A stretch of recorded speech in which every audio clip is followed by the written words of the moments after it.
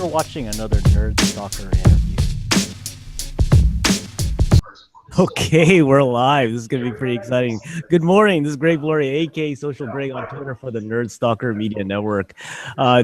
Today, as IoT area continues to grow and the maker area continues to grow here in the United States, I'm pleased to talk with Taylor Dawson, GE appliance engineer, product manager, and he's going to introduce this thing they just created at GE called the FirstBuild community, and we're going to talk a little bit about a new product and an SDK called Green Bean, which claims to allow you to hack your GE appliances. So this is going to be neat. So quickly, a little bit about Taylor. He's been with GE since 2010 and GE appliance engineer and product manager and FirstBuild product enthusiast. So anyway, good morning, Taylor. Thanks for joining us here on Nerd Stalker live from Louisville, Kentucky. From my iPhone here in Louisville, Kentucky. Yep. That's right. So I think this is going to be our first iPhone interview, but this is going to be cool. They must have really high bandwidth at FirstBuild. So they do. Yeah. So anyway, you want to tell the Nerd Stalker audience anything about yourself that I left out? I think you pretty much covered it. I've been in product development for about 10 years, and I joined FirstBuild about 6 months ago, kind of one of the early founding members of FirstBuild, trying to define what the vision is of open innovation and how we can interact with an open community of people to bring new products to market. Our vision and my vision has been, after 10 years in a corporate environment, I'm really excited to get out of that environment, because what I found through product development was I wanted to be as close to the consumer and the community who was going to experience my product as possible. And in a corporate environment, that's just nearly impossible as an engineer. Oh yeah, it's pretty tough, especially with a company that has probably a long history of how to do things. So, but anyway, let's move on to this. Has to be a first. When I saw this on a press release, and I was talking to your publicist, I was going like, this has to be a first. So let's talk about this new product called Green Bean, which is kind of like a board SDK environment to allow you to hack or access your GE appliance, right? Yeah, so Green Bean, as far as I know, is a first, particularly for the appliance industry, but it's doing a lot of firsts for any large industry. So what we've done is we've created not only an SDK, but the Green Bean is actually a little circuit board that bridges between your computer or your Raspberry Pi or any sort of control device and a refrigerator or washer or dryer or a range. So what it allows you to do is create new software applications for your appliances, and it does so on a number of levels. So there's a kind of superficial high level, and then there's a really low level. The higher level basically allows you to access existing algorithms. So if you want to cook something at 350 degrees for 20 minutes, you can just use a cook function, say cook at 300 degrees for 30 minutes or whatever you want to do. But then you can actually go a level deeper and actually control a heating element or control a fan or a motor. We really give you access to all of the control systems. And then the other cool thing about it is, since you're controlling from a Raspberry Pi or from a computer, you can actually plug in new input devices, and you can create entirely new hardware applications. And we've seen a lot of different applications. So on our website at firstbuild.com, community members have done everything from like creating a dog bowl that self-refills when your dog licks the water, all the way up to like someone created oven that scans a barcode of your food and then sets your time and temperature for you. So wow, that's pretty interesting. So what is your favorite use case that you've seen out of this so far? I think the most elegant and interesting use case is actually a really simple one. Out at the AT&T hackathon in Las Vegas about 2 weekends ago, I think it was, someone actually came up with an application for laundry where through the Android Wear platform, your dryer sends a message to your smartwatch, and it tells you that your laundry is done, but then you can talk back to your smartwatch and say, keep my laundry fresh, and it'll keep your drum spinning. So while you're away, it keeps your laundry fluffed, and then you come back home and it knows you're back home, and it stops. So that's, I mean, it's crazy. A simple application, and it's kind of crazy that no one came up with it before, that no manufacturer's released anything. But the reality is that people who are makers and hackers have these applications, and you can make something like that in a matter of a day. You can try it out, and then you can upload the code. You can share it with the community, and people can really try it. And we'll find the most valuable, interesting applications, and those applications we'll take forward and make them into a product. And people who are community members will be able to see their products go out in millions of homes. Well, it's pretty exciting for the makers as well as other innovators who are out there. So let's talk about this FirstBuild community that you guys have created, and tell me a little bit about the genesis of how that got thought about and created. Yeah, the reason why we created FirstBuild was mostly about trying to get innovation to come to market a lot faster. If you look at the amount of time it usually takes us to launch a new product as GE appliances, you're looking at anywhere between 3 and 4 years when you take all of the market analysis and all that stuff into account. And it's a great process. It has resulted in a lot of good products coming out to the market. We feel like at GE appliances, customers were generally very satisfied with the products that we made.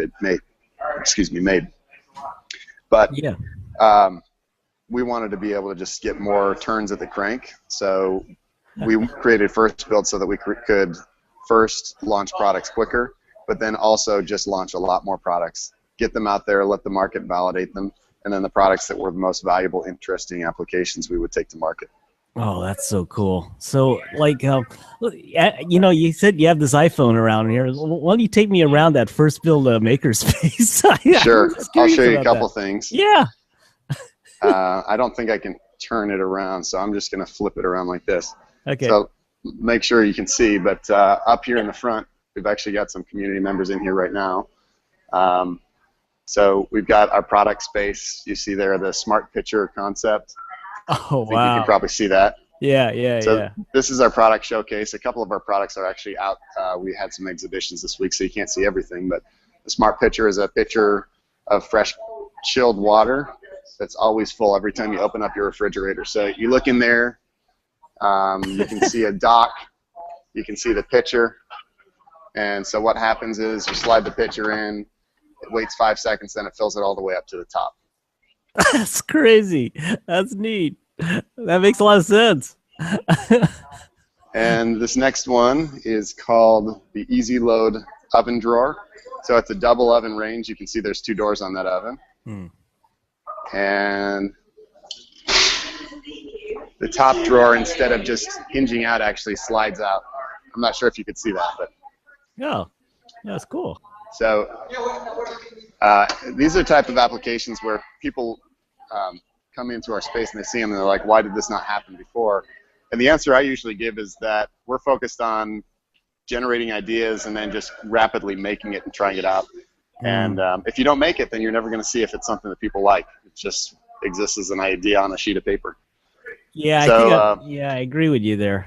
I think one of the things that at least I see here in San Francisco, and we're arguably a tech hub, but I think there's a lot of hubs like what you guys are creating there in Louisville, Kentucky as well. But I think putting something together with glue and tape really kind of proves out the idea first before you go to product is not a bad way to go, actually. So the other thing that we do here is we invite anyone to come into our space and see it. So this is our community welcome desk. Hopefully you can see that well. Yeah.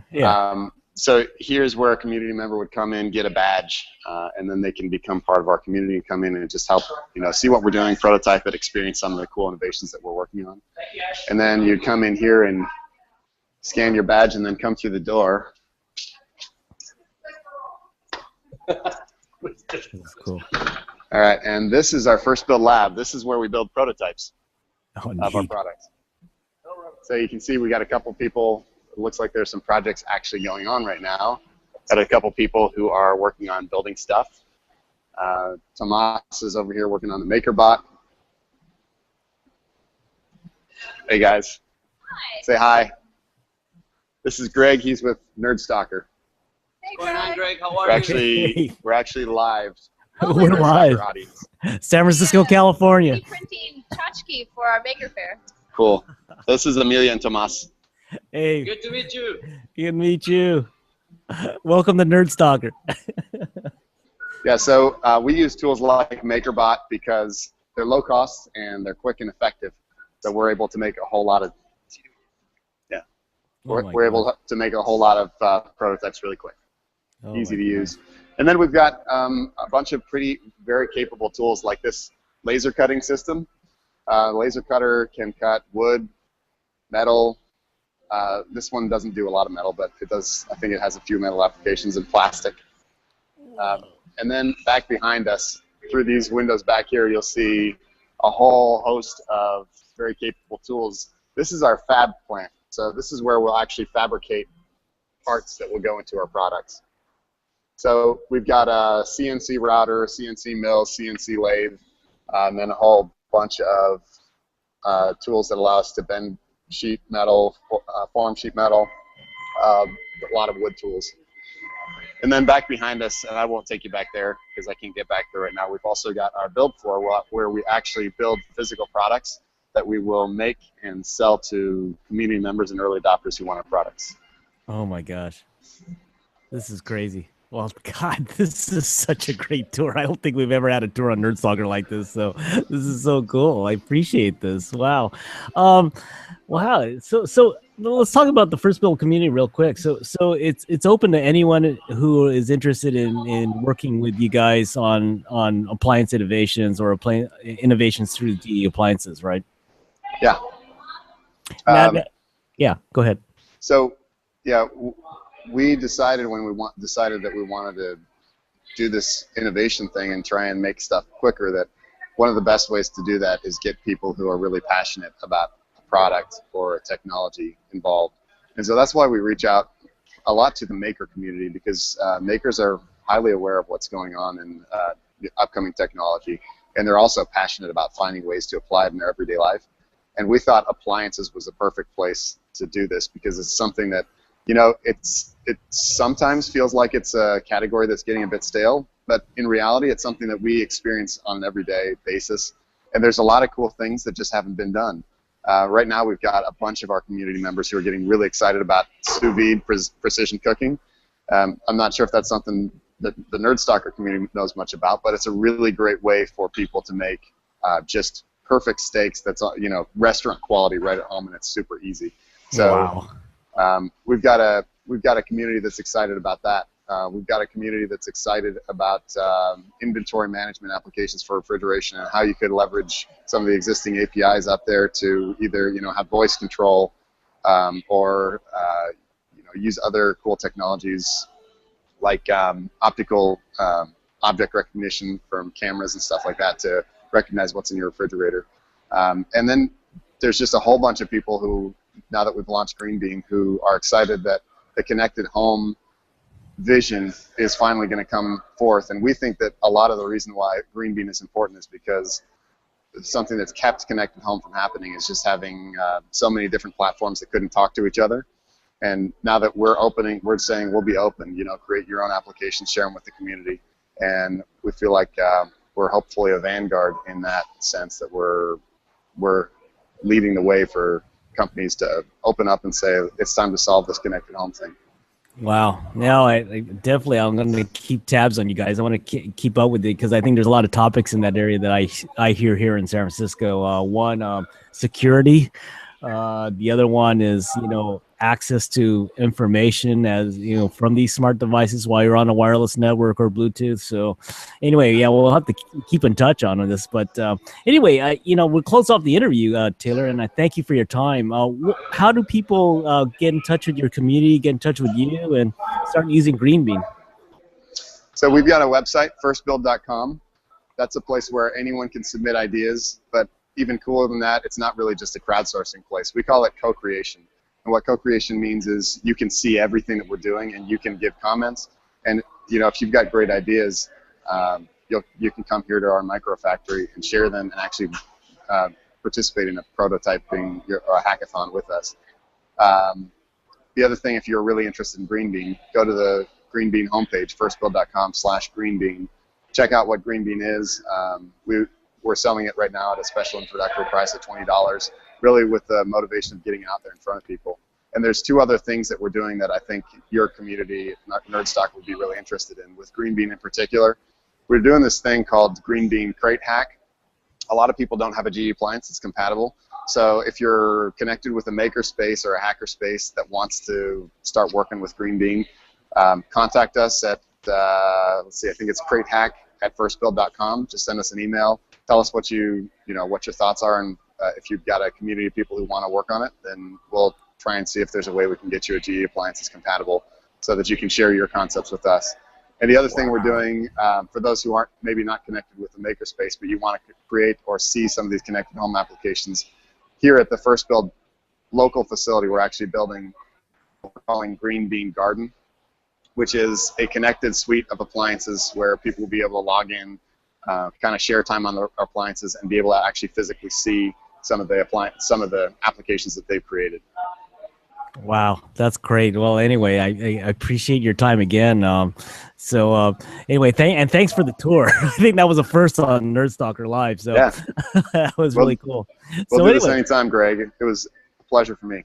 Okay, well, anyway, that was Taylor Dawson, product manager, appliance engineer, hacker, maker for GE FirstBuild, allowing the makers to hack their GE appliances. So this is Greg Gloria, aka Social Greg on Twitter for the Nerdstalker Media Network, where we believe in tech, startups, design, and you.